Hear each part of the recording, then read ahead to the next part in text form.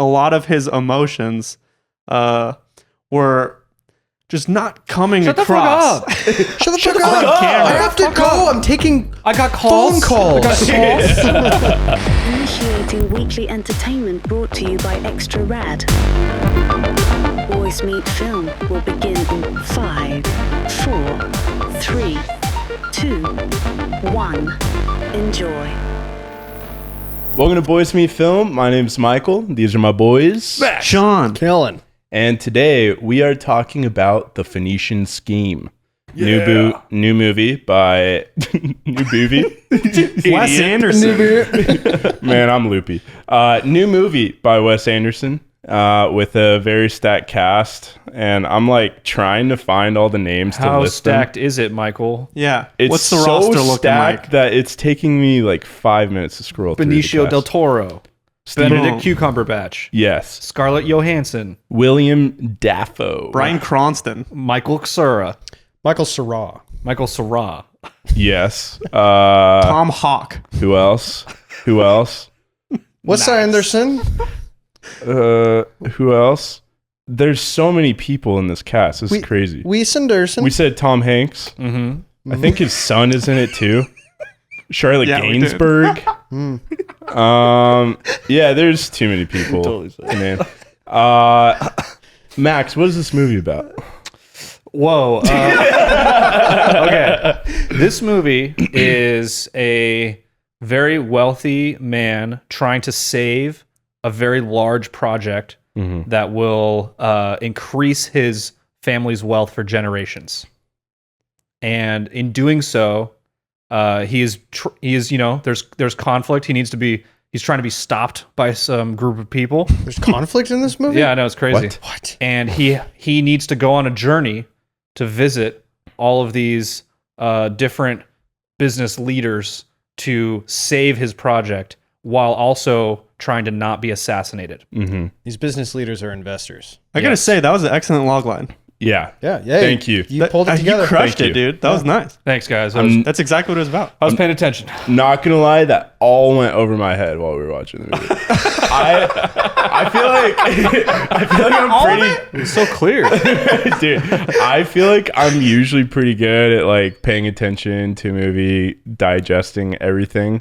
I was struggling in this one. I could not retain any information. Was like the cards and then the list of people and then the percentage of stake. All that was that was too much for you. It was too much. Too many You didn't numbers. get that part? Too much math. Was dude. it I feel like because they laid it out so well after each section. Yeah, it's like, and if you didn't understand the scene, here's what just happened. Here's Oh, yeah. the list, and that's where they're at, I and think then they're that's going what on to the threw next me part. off. See, the thing is, The part where they laid it out is what threw you off. Yeah.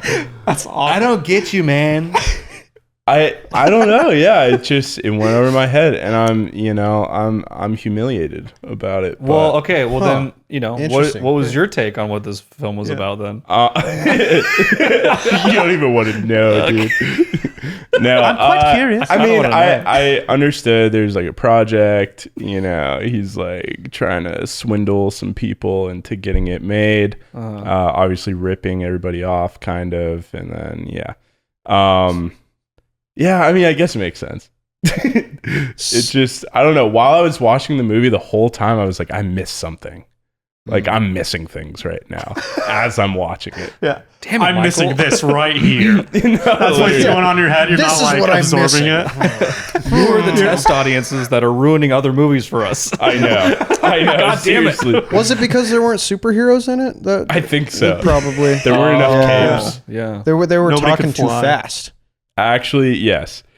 which is a signature Wes Anderson style. Oh, yeah. Yes, but I feel like this movie specifically is like the fastest of his movies that I've watched. And maybe that's just because this is the most recent one I've watched and, I'm too far removed from the other ones now, but Can't remember them. I think you should You're watch getting Life too old. Aquatic. yeah, it's been a while since I've seen Life For Aquatic. me, that so. was faster.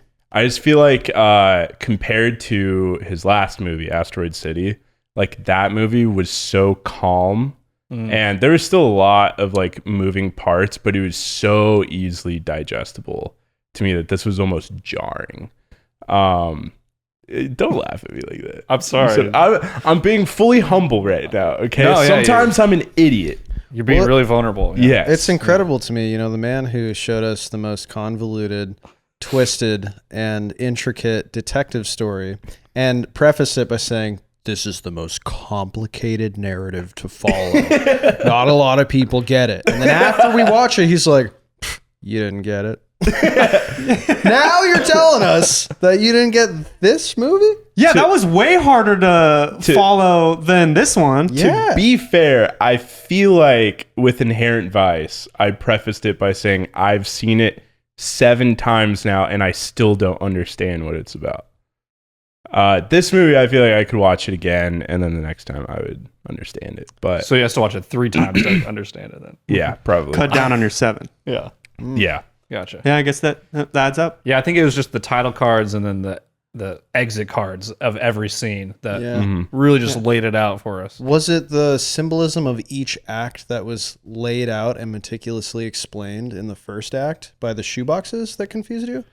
I don't know. I think, you know what I think it is? Setup that That was the whole went movie into right depth there. about laid out the whole movie on what they're gonna do. Is what I like that a lot. Also, the very opening of the movie that establishes the villains and exactly what their plan is to disrupt his scheme.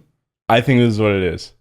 I got so caught up in the masterful artistry. There of it the is. movie. Hell yeah. It's just so fucking beautiful. It's awesome. It's I'd so clap, but I beautiful to believe look it. at. And more than any other film, I feel like he kind of went a little bit out of his comfort zone with some of the shots this time. I would agree. Yeah. There were some really interesting camera movements. You still have the same symmetry and all of that, but I really appreciated the technical side of this movie. It was Absolutely. incredible. So good. Set design, Makeup, makeup, costumes, props, cinematography. It was incredible. It's also hard to miss with the acting in a Wes Anderson film. Like you almost assume like this sort of like template of Wes Anderson characters that are like very stiff, straightforward, and like fast talking. Yeah. And it's fun. It is so much So fun. fun.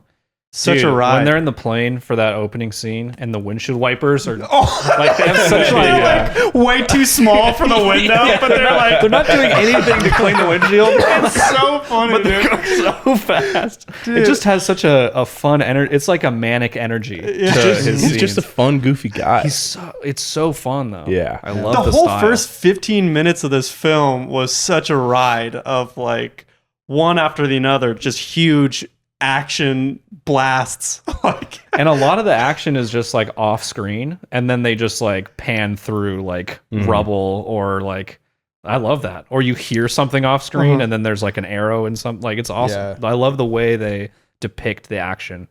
It lowers production cost, but also like still tells the story really effectively. The thing about that is, we've seen that in Wes Anderson's past movies. That's kind of like his signature segue through action, while less pontificating the action, but more as using it as a device to like propel the story. In a way, a lot of people might argue that's the way it should be done.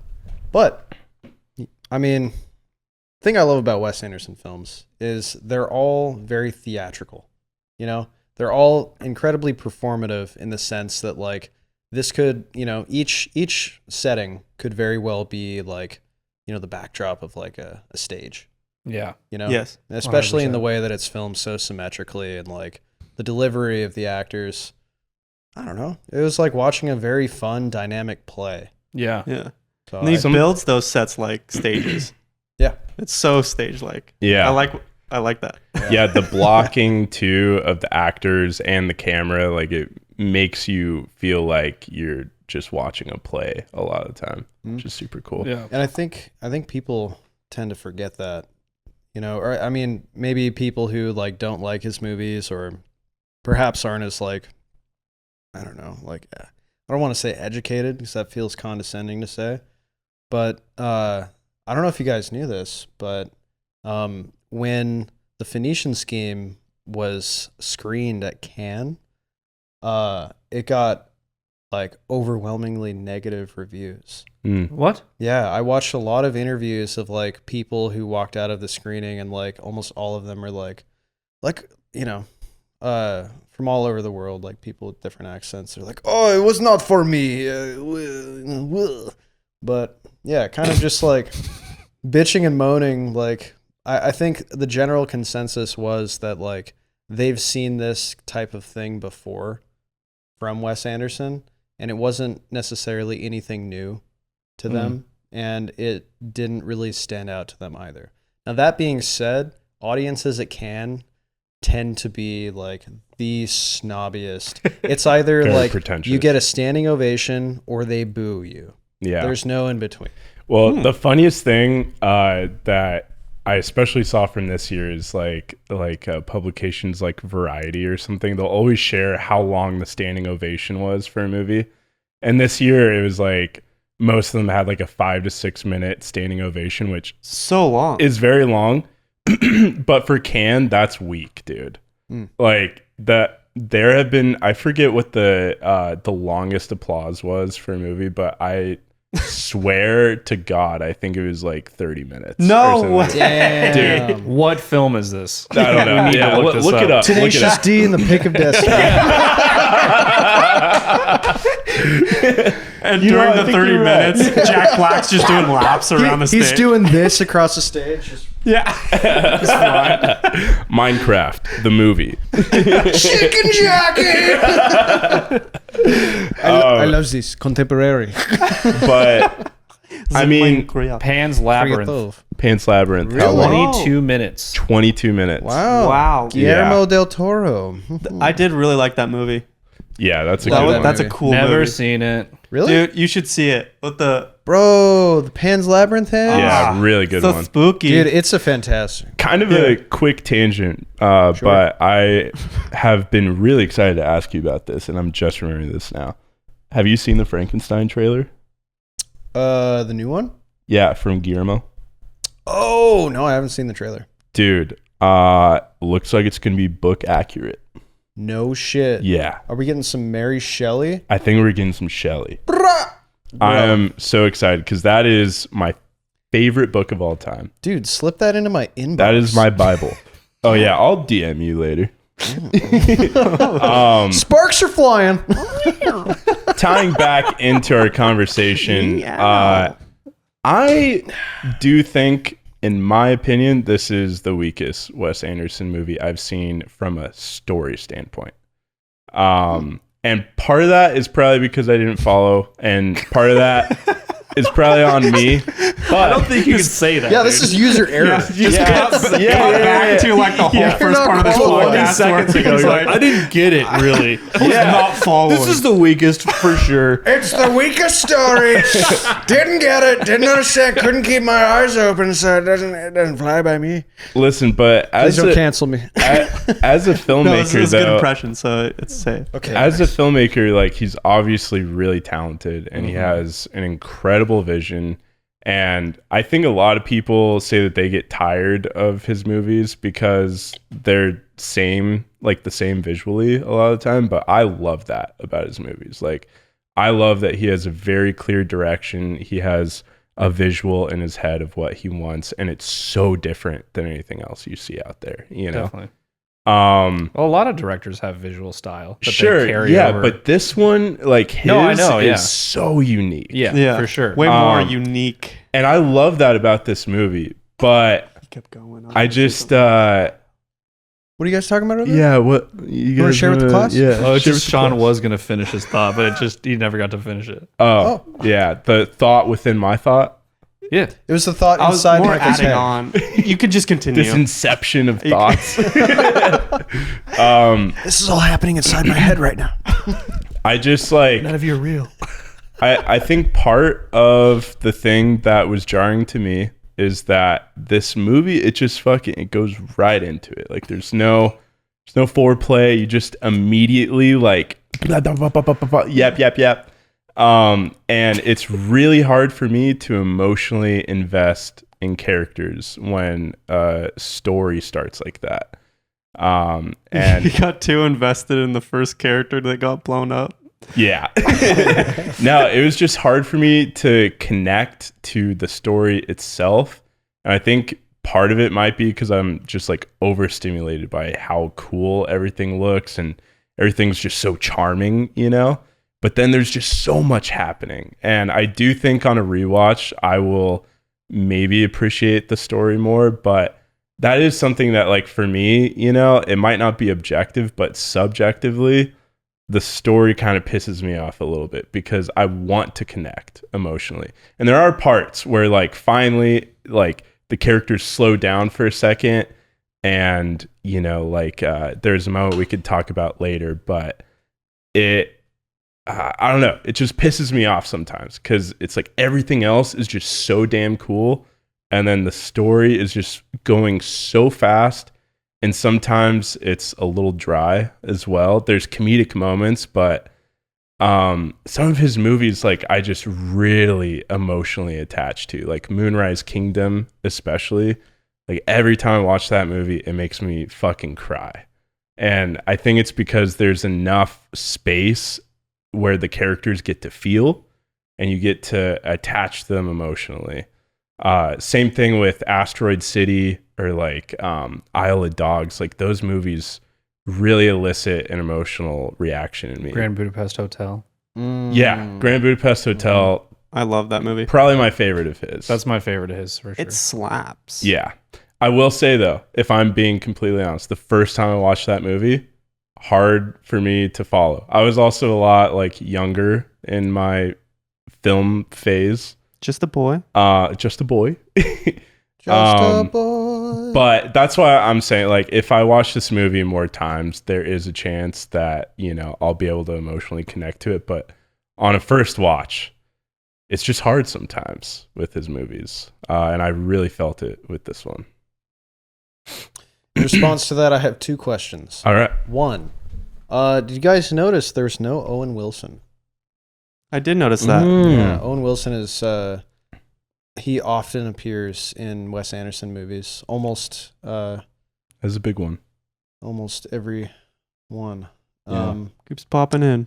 Also, you mentioned that this was your least favorite Wes Anderson film so far. Second to least. Second to least. French Dispatch. I was Worst. going to ask you about the French Dispatch. Yeah. French Dispatch. French Dispatch. French Dispatch. Because I liked the French Dispatch. Really? Okay. Yeah, I did. I mean, I saw it at the San Diego Film Festival with my friend Cam, and he absolutely loved that movie.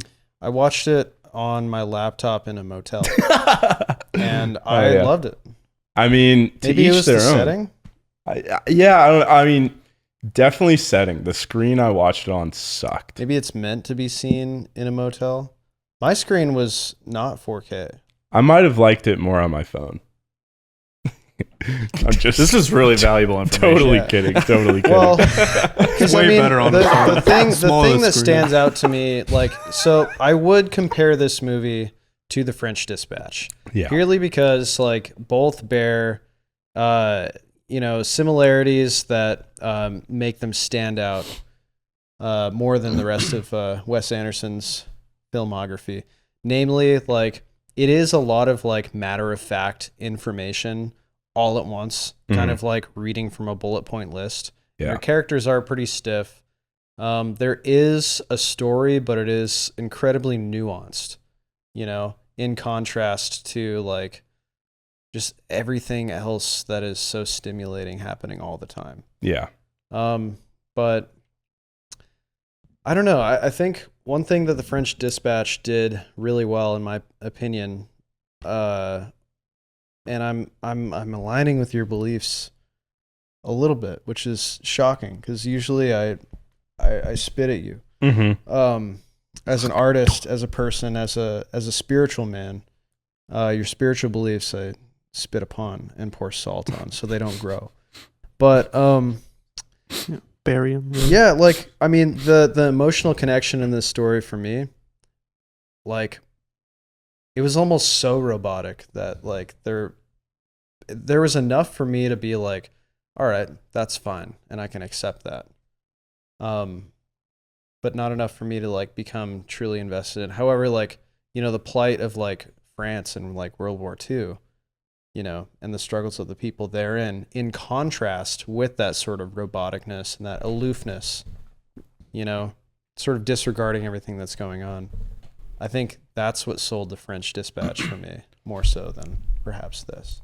I would say my bugaboo with The French Dispatch. Are we allowed to say that? Yeah. Yeah. It's in Step Brothers. Yeah, it's in Step Brothers. We can say anything that they say in Step Brothers. Okay, corporate said it's okay. Yeah, it's a trophy fish. I'm sorry. I'm sorry. No, but and this isn't necessarily like, this is a thing for me in general. I do not like films with why am I blanking on the name? Just like a film with a bunch of short films. Oh, vignettes. I don't like vignette films most of the time. The only one that I have ever like truly loved is Kinds of Kindness. Man.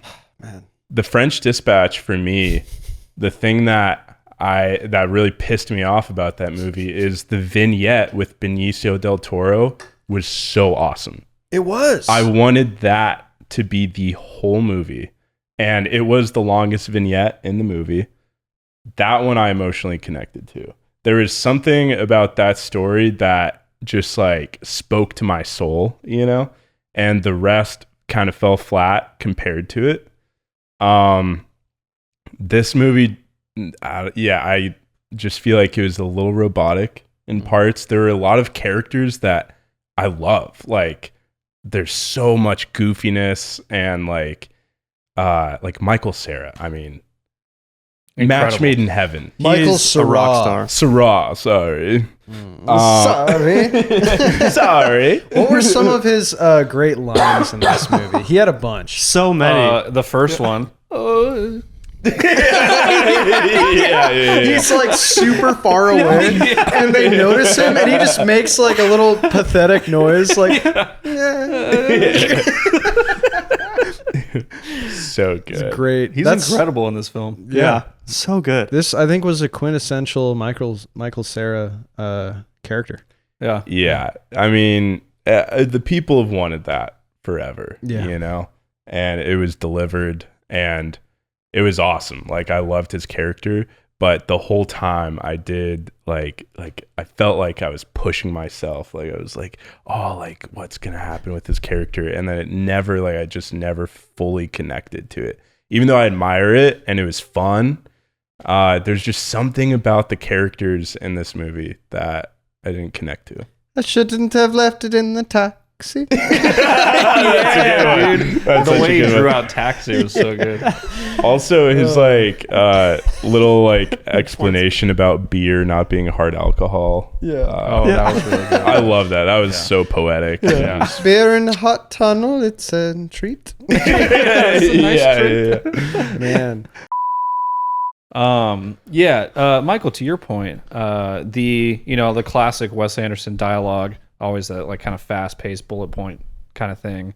In Grand Budapest Hotel, there's like a lot of moments of that happening, but there's like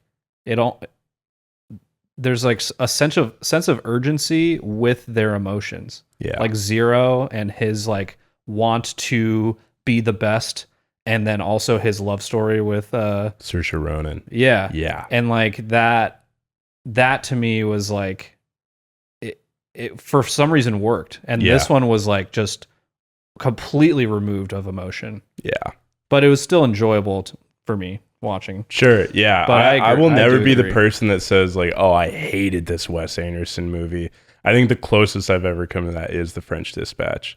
But this movie was fun. Mm-hmm. It's so beautiful to look at. Like, I will definitely watch this movie again. Yeah. I had a good time. No doubt about it. I think to your point, Max, like Benicio del Toro's character, maybe the biggest flaw in this character, you know, from like taking a step back in this sort of viewpoint, right? Mhm. Take a little step back. Take a look, see. This character, I think, maybe on paper is too interesting. Oh yeah.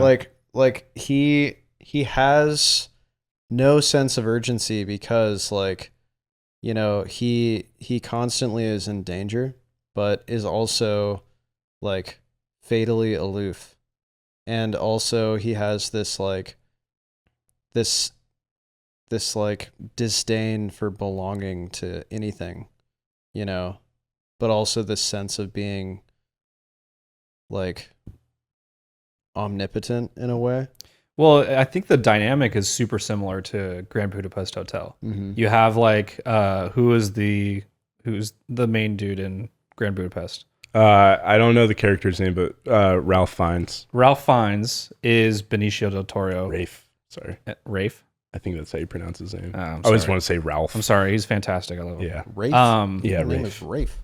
It's a cool name. That's a cool name, yeah.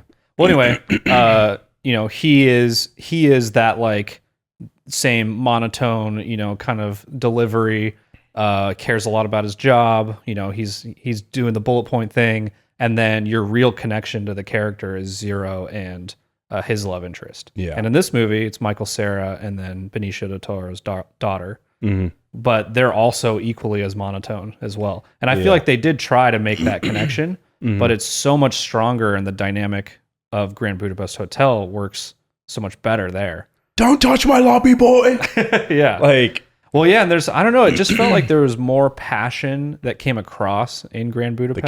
characters, yeah. In the characters themselves of their own wants that like, that could be, it was absent in this one. Yeah. Could it be charisma? Yeah, potentially. I mean, there's that. I also think, like, to your point, you know, with his Benicio del Toro's character just being so, like, he's the it guy, you know? He's super fucking cool. He probably gets a lot of tail.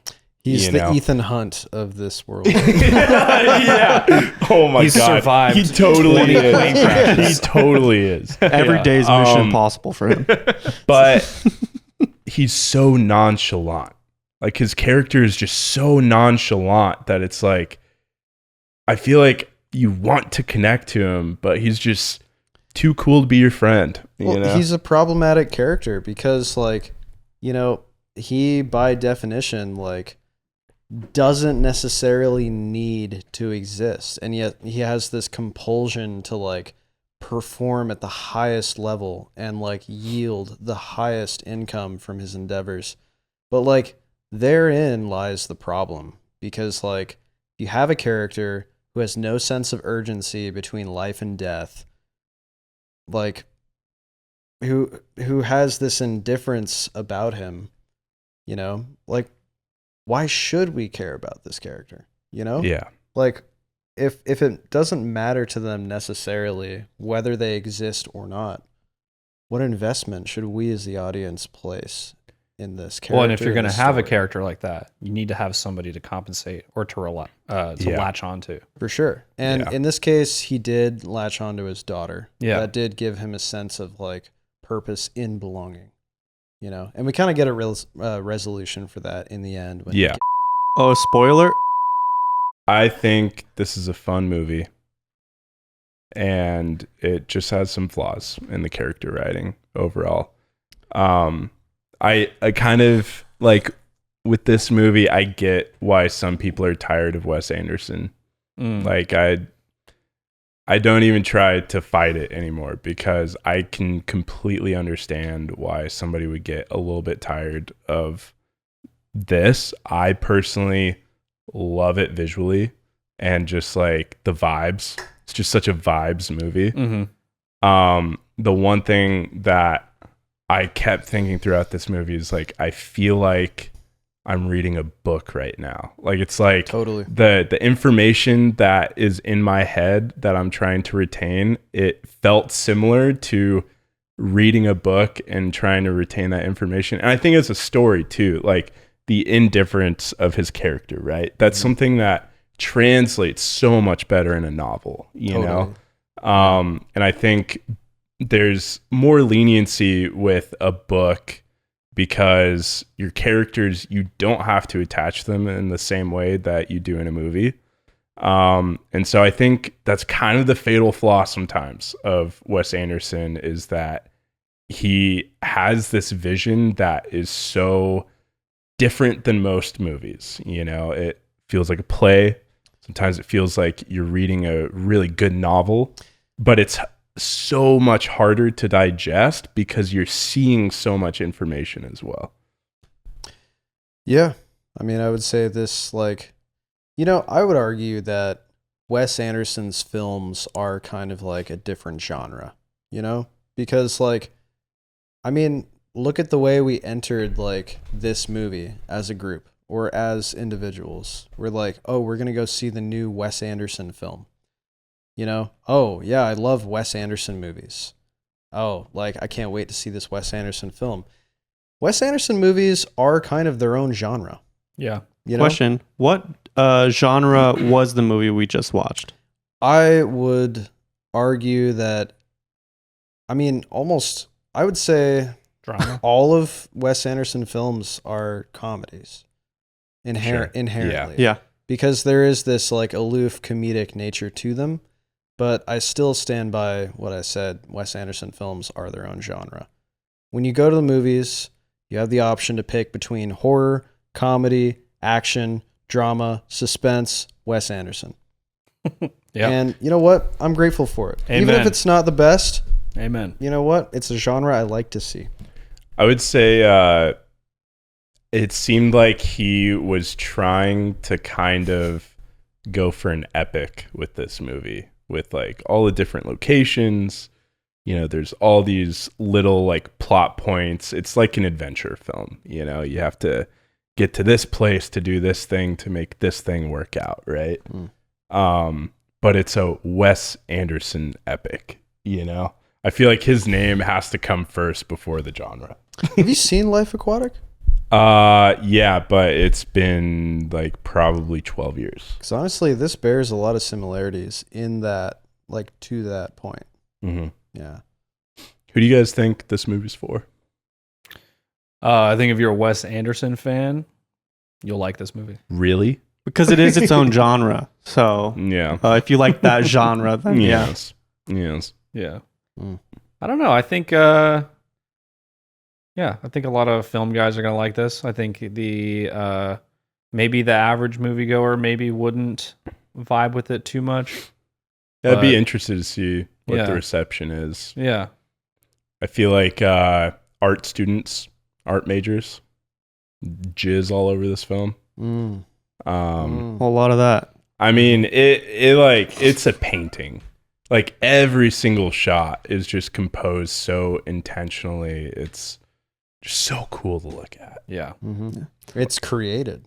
Very. I mean, you said composed, which is essentially the same, but, like, the composition of, like, each scene is truly, like, manifested, Yeah. It's not just like, oh, man, we found a sick location. Let's film it. Yeah. It's like, no, let's create a sick location. Yeah. Extremely visually stimulating. Yeah. When you talk Yeah. about mise en scène, I think about Wes Anderson. You say mise? Is mise en scène. It's mise en scène. I say mise en scène. Oh, I say pretentious. Yeah, exactly. I'm stupid. I don't know. I mean, this movie went over my head. I only break you down because I'm afraid that you're gonna get bigger than me. Because I see that in you. Thanks, And man. me, I'm a small little bug, dude. And you, I see you as a big giant. That's why I have to keep you down. It's a bug's life, man. Absolutely. You feel how sweaty my Michael hand Cera is? would Yeah. love you. Or the genre. But It's not delivery. one quick little story that doesn't relate to this at all, but just pisses me off is that the first lesson in school that I learned about film was mise en scène. How do you say it? Mise en scène. Mise en scène. Mise en scène. Thank you. Obviously didn't learn that much, but I think the reason why is the movie we analyzed was Magic Mike. Huh. They made us watch Magic Mike for mise en scène. Weird. Okay. Odd choice. When Wes Anderson exists, like, this is the guy, This Yeah. is the guy for mise en scène. Yeah, he's the mise en scène guy. Yeah. Community college, huh? Yeah. Yeah. Yeah, I'm too poor. Magic Mike. Yep. Ugh. Which I never realized was directed by Steven Soderbergh. But the guy that gave us Ocean's 11 and some other really cool movies. That makes sense. Yeah, I don't know. That just pisses me off. Anyways, let's talk about spoilers. Okay. Oh, you never asked me who this movie's for. Who's this movie for? I think this movie is for people who have undergone a hypnotic regression into their past lives and discovered that they were a poor child on a boxcar somewhere between like 1785 and 1838. I think it's for people who like leather straps and belt buckles. I think it's for people who like faded pages, who like the smell of a book in the sun on an autumn day. I think this movie is for nerds. Yeah. Well This said. reminds me of a poem. No. You just read a poem. You just created a poem on the spot. It was really good. Brother, And everything I like say it is a lot. poetry. If you ever read another poem on this podcast, dude, if you ever read another poem, I'm going to... Did you be say mad. people who like belt buckles? Yeah. That's cool. Yeah. I know. You're right. You're right. I know exactly how cool that thing is I just said. All right, let's fucking talk about spoilers. Yeah. All right. This is a spoiler warning. Consider yourself warned. Starting out the movie with the guy getting blown off, but his legs staying there, and just a splatter of blood was so awesome. Incredible opening. Yeah. Awesome. So Yeah, that was good. real sick. Yes. His legs still there, buckled in. And can we talk about the special effects of like, I think even like Isle of Dogs kind of has this effect where like explosions tend to just be like smoke. Yeah. You know, not like fire or like anything like magnificent or like primal. It's just like a puff of smoke and then it's gone. Yeah. I love it. It's so good. It's so fun. I love it. I love it. I love that there's just this running bit of like, have a hand grenade. Yeah. Throughout the whole movie. Thank you. Oh, you're so kind. I have my own. Yeah. I would that like was to good talk about something towards the end of the film. Uh-oh. What is that? Well, we were talking about how like Wes Anderson may have went out of his comfort zone in terms of like cinematography or camera movement, and the thing that really stuck out to me was that fight between Benedict Cumberbatch and Benicio del Toro, where they're like kind of doing the cat and mouse thing. Oh, yeah. And then yes, his brother, yes. And then Benedict grabs the camera and shakes it. Yeah. That was very visceral and such a switch in tone. Yeah. Like you always feel like voyeuristic or safe as the camera. Yeah. The camera has a path. Yeah. It's going left, it's going right, it's panning, it's dollying up or down. Yeah. You know, like it never is interacting with the actual elements. And that was like, that got me. I was like, oh, Especially that was Because right you're usually after- the guy behind the camera. True. He grabbed you. oh my God. Whoa. That's spooky. That was very personal. Oh, no. It's okay. It's okay. It's Safe place. okay. Safe It place. was just a movie. Benedict It was just a Cumberbatch movie. can't hurt you. Also, can Benedict, please. Leave me alone. we? Yeah, this is you Incredible waking up in the beard. middle of the night, like, no, no, Cucumber Batch. leave my Ronin 4D alone.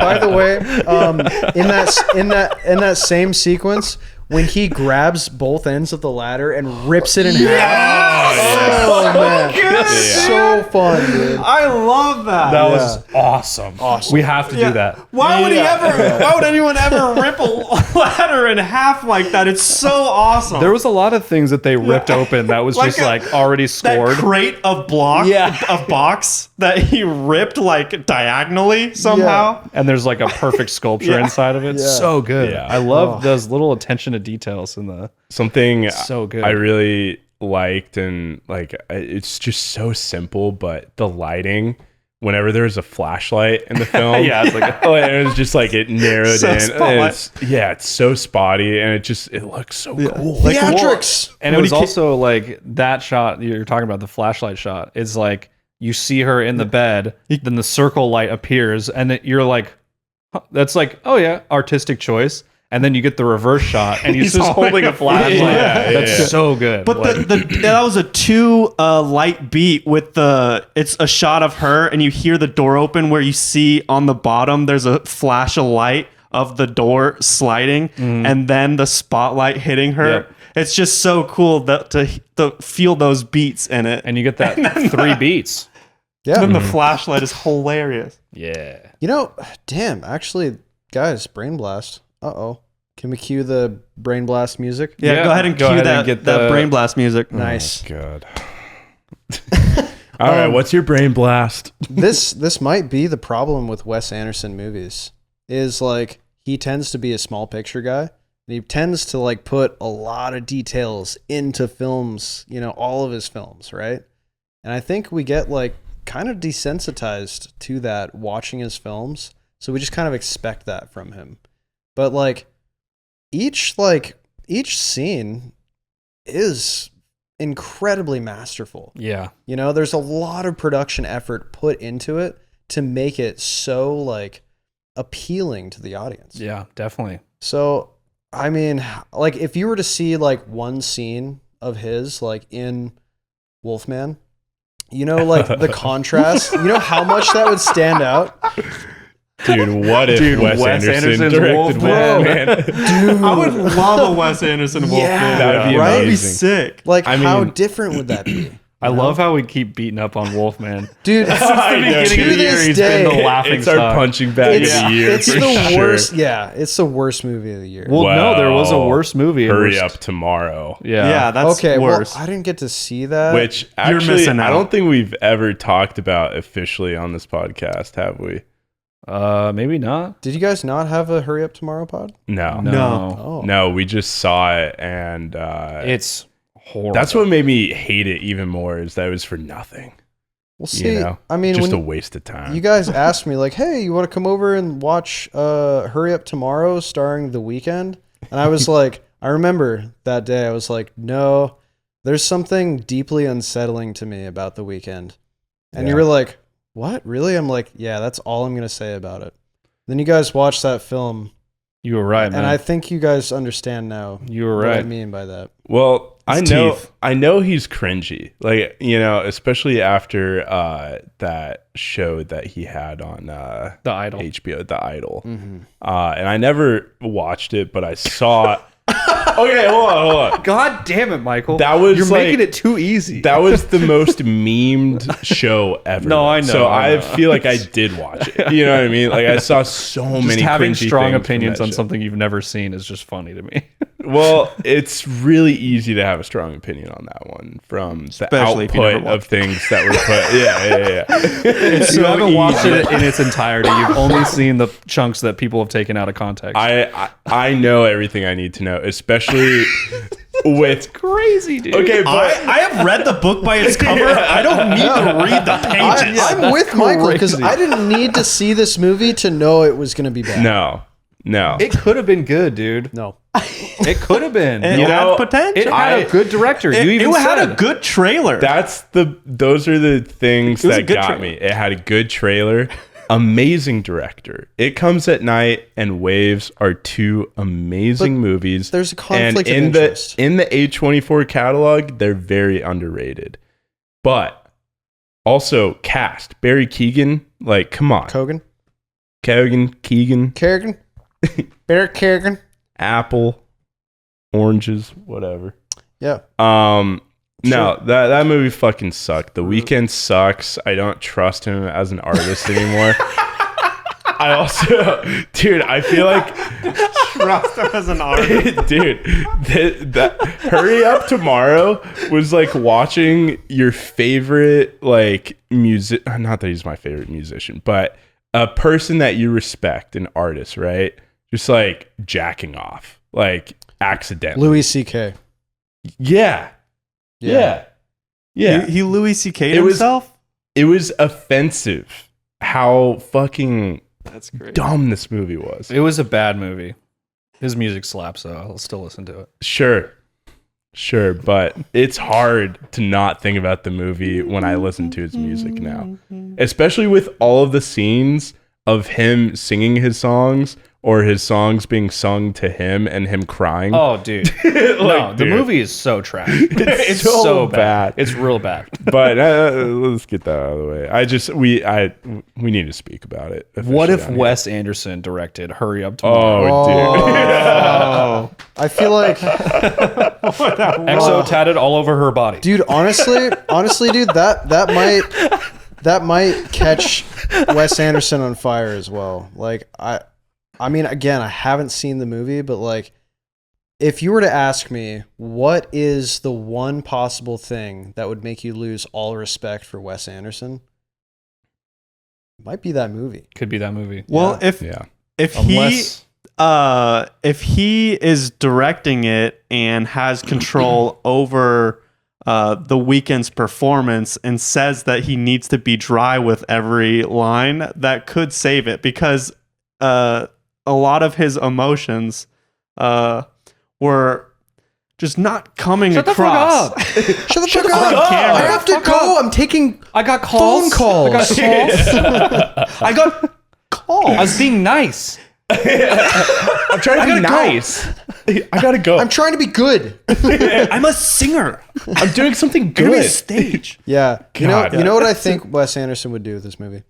I think he would satirize The Weeknd, and he would create The Weeknd's character as like an artist who believes that his art is incredibly profound, and this character insists upon that, and that's like a comedic beat throughout the movie, where like, you know, there may or may not be some success, but like throughout, he's insistent. Like, no, I am a comedic genius, kind of like Kanye West. This is starting to sound pretty good. I think you should make this. Yeah, I think we can turn this around. I think what I learned about The Savable. Weeknd from Hurry Up Tomorrow is that he is one of the most shallow artists out there, and he does not have the foresight to see that what he made about himself, because he is the writer, you know? Like, he is the writer of the movie. And sure, Trey Edward Schultz's name was on there as well, but we all know The Weeknd's name is what got the budget for this movie, you know? Which means he got the say. Actually, I'm curious to know, because I'm sure that like marketing alone, having The Weeknd be in his own like self-written movie would probably fill some seats on like opening day. So I'm curious to see how this movie did in the box office. But I don't think he is mature enough to ever take on a role that satirizes himself. No, I think it would hurt his ego too much. no, But if you did, that would bring him back for you. Yeah, sure. If he made something where he's like, you know what, I'm a fucking idiot. Like, you know, that movie sucked. Like, it satirized his own movie. I would fully respect Would that. you get a tattoo for him? No. Do you Why have not? a tattoo for him? No. Oh, you guys don't? That just came out of the blue. It makes me think maybe you have a Weeknd tattoo. No, I just said that EXO tatted all over her body. Oh, yeah. Is the Weeknd line. Do you guys want to know? But I said it like Wes How much Anderson did it make? style. You guys want to know the statistics here? So, Hurry Up Tomorrow, and if you're just tuning in, we're talking about Hurry Up Tomorrow and its budget logistics. Boys Meet Film radio show. I don't know if that's how this works, If but yeah. if you clicked on our podcast on Spotify or YouTube and then it's fucking live for some scrubbed reason. like like towards the end, About 40 minutes this is what in. we're talking about now. I So love it when Kellen talks to the audience. yeah, dude, there are babies.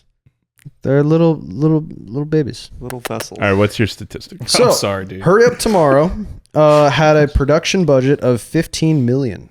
Any guesses on how it grossed worldwide total? 5 million. Okay, $5 million. 6 million. $6 million. I don't know numbers. You don't know nothing about nobody. I don't know numbers. You don't know numbers? This guy Numbers. can't spell. I don't know how to spell. So it actually did. We have a winner. 6 million worldwide. It opened domestically with This guy knows numbers. 3.31 million. numbers. I know numbers. This guy knows numbers. Say what That's you want about this guy. He knows numbers. So it lost money. Yeah, opening weekend it did 3.31 million. Yeah, it lost. It didn't even make half its production budget in a return. That's not good. I imagine Honestly, I that feel really like good that I got that in the right. long run, it'll probably recoup enough money to at least like call it even. Well, the Weeknd will be fine. Sure, but I mean, Yeah, that'll be Ju- just fine. Why? just the amount of fans, like the Weeknd fans, that will probably enjoy the movie still, you know, and then the amount of people that are going to ironically watch it to make fun of him. Mm-hmm. I have a feeling that once it's on VOD, it'll make some more. What? Oh, his net worth is just pretty big. What's his net worth, Max? 300 million. Oh God, Damn it. he can make at least like 25 more movies. He makes so many more movies. Dude, he can make a whole cinematic universe where he plays all the main characters. Yeah, like Eddie Murphy. Yeah, but worse. No, it'd be good. Have you so Could he be good. superhero? have you not seen Would he be superhero? Norbit? And he like has Oh, singing God, powers. dude. Have I seen what? Norbit? Oh, Norbit yeah. is so bad. Norbit. Norbert's good, dude. It's hilarious. I It's love so it. but funny, it's dude. So bad. The fact that I think it came out after Tropic Thunder. You guys Yeah. know Yep. what I'm talking about? So What? Yeah. Tropic Thunder? yeah, do you remember Jack Black's character in that movie? Of course. Where we he's- know Tropic Thunder, dude. It's one of the best movies ever made. Yeah. Right. Like one of the fake trailers for his like actor character was like a character who played like all the same, kind of like Tyler Perry. Yeah. All the same characters in a cast. So awesome. This Norbit came out after Tropic Thunder. And I don't know what they were thinking. You know, Oh man. Like they- Yeah. I don't know. It's one of those like rarities to me that like, yeah, it's not even a hate watch. It's just like an admiration watch. Like, man, look at this- You gotta this watch train. Norbit, man. You gotta watch Norbit. Yeah, I've you seen have Norbit, to. dude. You've seen You have Norbit? to. Yeah, I didn't. I never said I haven't seen it. Have you seen it in the 2020s though? No. Also, dude, I haven't. Max, you have to watch Tropic Thunder. I've also. I'll check it out. Okay. Slightly back on track. What type of Wes Anderson movie would you guys like to see next? A horror. Yeah, Whoa. A horror? a horror. Whoa. Michael, horror Wes this is a Anderson. family program. HORROR. It is what I want it to be. Hey, I can spell. He got it. He learned it. He did it. Now I just got to figure out numbers. Hell yeah. Dude. But a horror. What type of horror are we talking about? Oh, I'm figuring out numbers over here. Oh. I'll be with you in a second. So I mean, it could be a 3, satire. 4, Go to one. somebody You else. could do really well at that. 6. I want to see a Wes Anderson 80s slasher movie. Like a full like camp, you know, a little like summer camp vibe, teenagers getting slaughtered. And I feel like the opening shot in this movie like was the most violent thing I've seen from Wes Anderson. Just like definitely, yeah. half of a body getting blown up. Yeah. And I want to see more of that. I want to see some Wes Anderson gore. I think that would be really fun. Because that's the thing about slasher movies is the kills are always really creative. And I feel like if Wes Anderson made a slasher, Ooh, a Wes Anderson Final Destination. oh, that would be kind of sick. That would go hard. That would be really funny, actually. That would be so funny. Imagine the amazing. like tanning bed scene, but Wes Anderson style, or like the driving behind the logging truck scene, Wes Anderson style. Oh man, You know what I think? incredible. You know what I think? What do you think? Come here. I think Wes Anderson backrooms. Oh, Yeah. if we're talking about like actually potentially being scary, that's something he could pull off. That could really be well. that could be the perfect synthesis of uncanny and uncanny. Yeah, Wes Anderson style and Ooh. uncanny. That Ooh. could honestly be really interesting. Wes Anderson. If you're listening to this, Which he definitely is. I mean, come on, who isn't? He's one of the valiant subscribers to our program. This is the #1 movie podcast in the world. Listen to this guy. This guy has some good ideas right now. Hit me up. My Dude. phone is always on. Imagine like a Wes Anderson like Twin Peaks style. Oh, David Lynch. Yeah, just Like some bring him, uncanny resurrect imagery. him Ugh. through like Wes Anderson. So David Lynch in Wes Anderson's body directing with all of Wes Anderson's memories. Oh, Dude. Wes Anderson, if you're With listening Super to this, Strength? Which he definitely is. you have to do this. Are you thinking what I'm thinking, Michael? We kidnap Wes Anderson, get a Ouija board, summon David Lynch, and then make him direct this movie. Can I get a seance? We should do a Wes Anderson extra rad sketch. We should. That would be a ton of fun. Yeah, let's do it. Dude. That'd be super That fun. definitely The color sounds grading on that would be Interstellar. What kind of Wes Anderson horror movie would you guys like to see? Did it count when I said Final Destination? It did count. Yeah. Okay, his turn. Sorry. Does Let that me mean retract. Does Yeah. that mean I'm up? You're Yeah. up. You shot. Let You're me done. You're retract done. this finger that I was pointing at you. Okay, Wes Anderson zombie movie. Oh, nice. That would be good. Yeah, that's Ooh, good. maybe like a Dude. Dawn of the Dead like Yeah. remake kind of thing. Oh my god, that would be sick. That would be so fun. dude. Because- What would it be? There's enough there too, just with the landscapes. Yeah. like he could make something that looks so cool with that. Ooh, you know what? That actually kind of gave me a little bit of a brain blast tickle. Uh-oh, play the music. Oh, play Brain the blast music. Wait, but is it Brain Blast tickle music?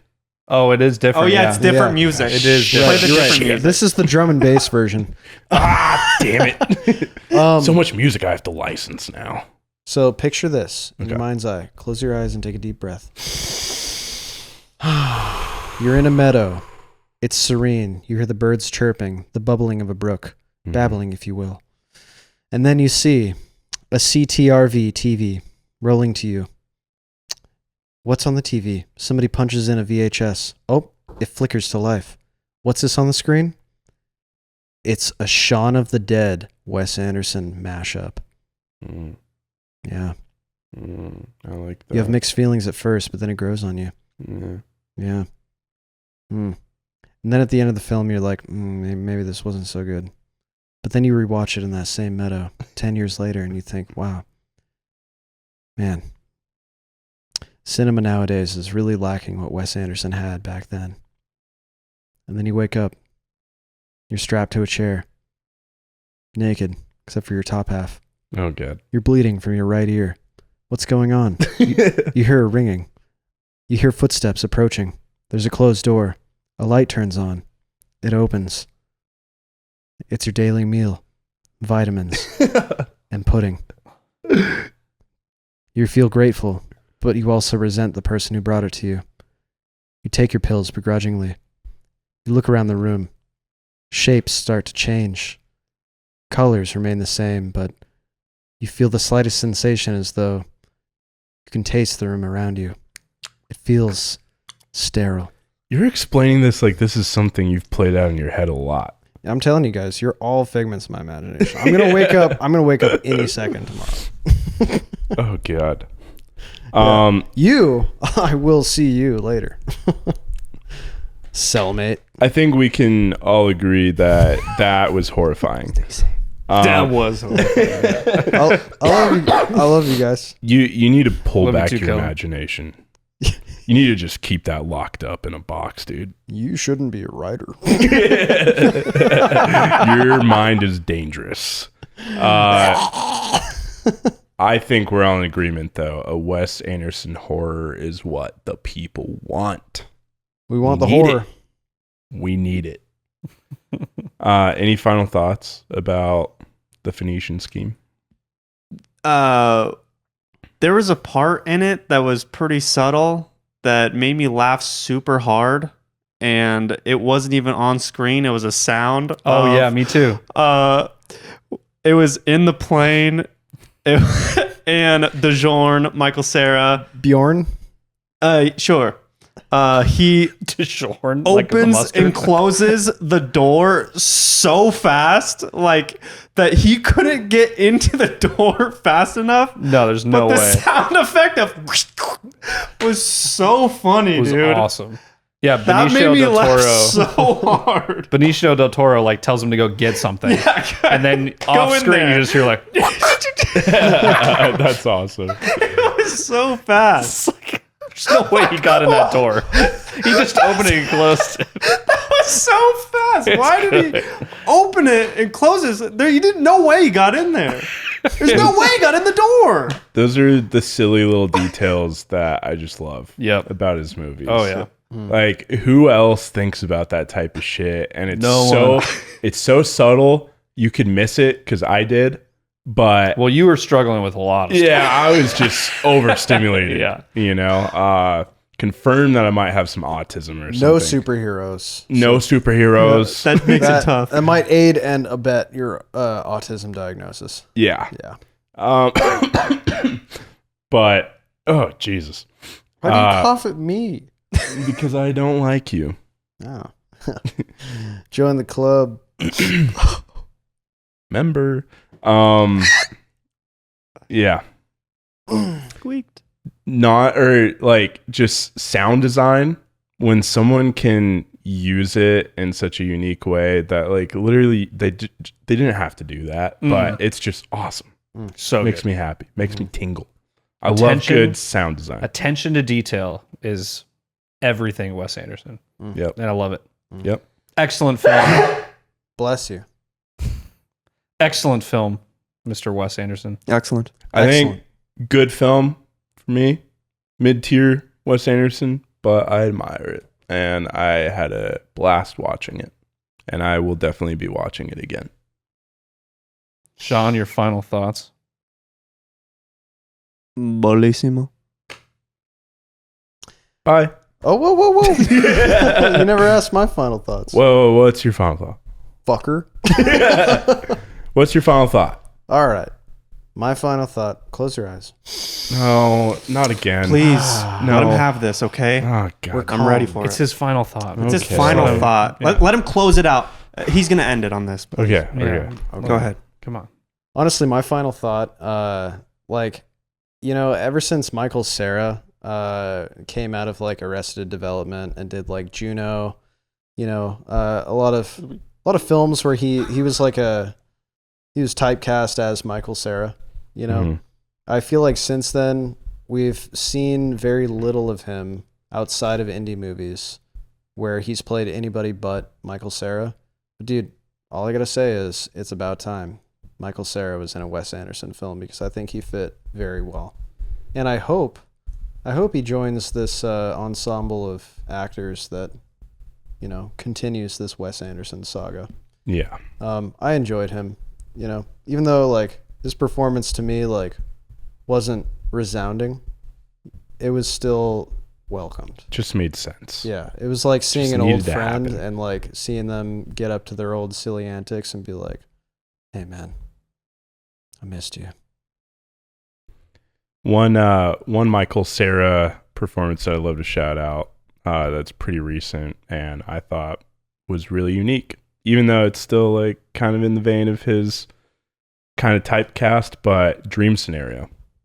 Oh, I still haven't seen that. Really? Yeah, Oh yeah, you gotta I watch fucking that. hate movies. I loved his character in that movie. I can't remember his character. Really?